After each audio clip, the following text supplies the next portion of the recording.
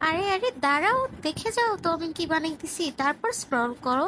তো আমার বাসায় ছিল সুন্দরী একজন রমণী, যার নাম হচ্ছে জিব্রিনা। তো ওকে দেখে আমার মাথায় একটা প্ল্যান আসলো যে আমি আমার পড়ার টেবিলে একটা সুন্দর জিব্রিনা রাখবো, তবে হ্যান্ডমেড, যেটা কখনো নষ্ট হবে না গাইস। তো যেই ভাবা সেই কাজ, এই তো আমি অলরেডি জিব্রিনা বানানোর প্রসেস শুরুও করে দিয়েছি। আর তোমরা কিন্তু দেখতেই পাচ্ছ এটা বানানো কিন্তু অনেক ইজি। আর এই ইজি প্ল্যানটা বানাতে আমার 2 দিন সময় লেগে গেছে। মূলত আমি এখানে 80টার মতো পাতা বানিয়েছিলাম, আর পাতাগুলো বানাতে কালার করতেই আমার সময় লাগছে। আর এর বেশি কিছু না, এগুলো অ্যাটাচ করা কিন্তু অনেক ইজি।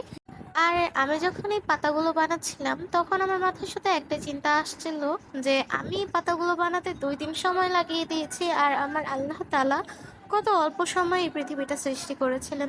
তো যাই হোক, আমাকে কমেন্ট করে বলে যাও আমার এই জেবলিনা সুন্দরীকে তোমাদের কাছে কেমন লাগছে।